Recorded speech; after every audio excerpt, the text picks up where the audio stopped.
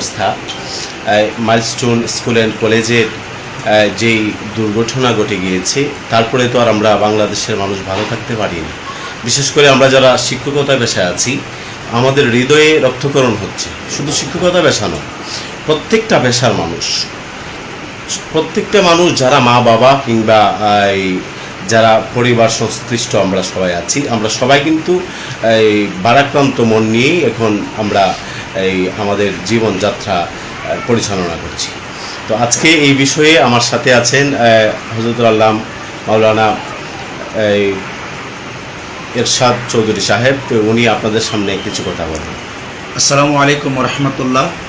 দয়াময় আল্লাহ সুবহানাহু ওয়া তাআলা প্রাণাদিক প্রেমের উসিলায় যেন মাইলস্টোন স্কুল অ্যান্ড কলেজের যে ট্র্যাজেডি ঘটেছে, আমি মনে করব এটা জাতির ক্রান্তিকাল, এটা জাতীয় শোক দিবস।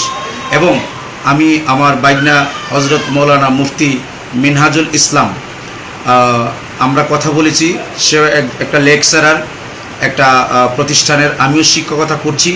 শিক্ষক হিসাবে প্রথমে আমি দুঃখিত এবং আমি কষ্ট পেয়েছি, ব্যথিত হয়েছি। আবার একদিকে সন্তানের বাবা হিসাবে আরও আমরা দুঃখ পেয়েছি। তাই বাংলাদেশের সমস্ত শিক্ষা প্রতিষ্ঠানের যারা দায়িত্বে আছেন, বিশেষ করে আমাদের শিক্ষা সংশ্লিষ্ট অর্থাৎ যারা ঊর্ধ্বতন কর্তৃপক্ষ রয়েছে, তাদেরকে আমি দৃষ্টি আকর্ষণ করছি, ওনারা অবিলম্বে শোক দিবস ঘোষণা করে 3 দিন পর্যন্ত প্রত্যেকটি স্কুল, কলেজ, ইউনিভার্সিটি, মাদ্রাসায় তাদের জন্য দোয়া, দুরুদ, সালাতুস সালাম প্রার্থনার আয়োজন করে সেই জোর দাবি জানাচ্ছি। এটি হচ্ছে আমার কথা।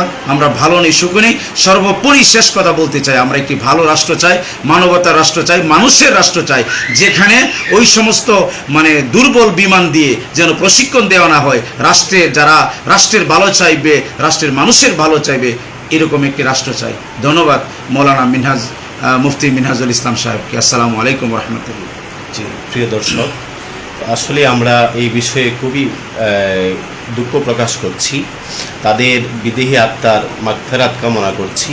বিশেষ করে আমরা জানি, আমরা যারা মুসলিম, তো যারা এই ধরনের দুর্ঘটনায় যাদের মৃত্যু হয়, আল্লাহ রাব্বুল আলামিন তাদেরকে শহীদি মর্যাদা দান করেন। আমিন। তো আল্লাহ রাব্বুল আলামিন যাতে তাদেরকে শহীদি মর্যাদা দান করেন। আর বিশেষ করে যাদের সন্তান হারিয়েছে, যাদের কুল খালি হয়েছে, তারা জানে সন্তান হারানোর কী ব্যথা, কী কষ্ট।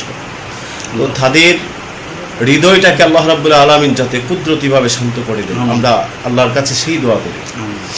এবং আমরা বিশেষ করে আমাদের রাষ্ট্রে যারা আছে, রাষ্ট্রকে যারা পরিচালনা করছে, তাদের উচিত তাদের পাশে দাঁড়ানো, তাদের পাশে দাঁড়ানো, তাদেরকে সান্ত্বনা দেয়া, তাদের সন্তানদেরকে ভালো চিকিৎসার, আরও উন্নত চিকিৎসার ব্যবস্থা করে দেয়া। তো আমরা রাষ্ট্রের কাছে এটাই চাই, রাষ্ট্র যেন তাদেরকে ভালো সুচিকিৎসার একটা ব্যবস্থা করে দেয়। আর বিশেষ করে আমরা যারা লাইভে আছি, আমরা সবাই এইভাবে তাদের দুঃখে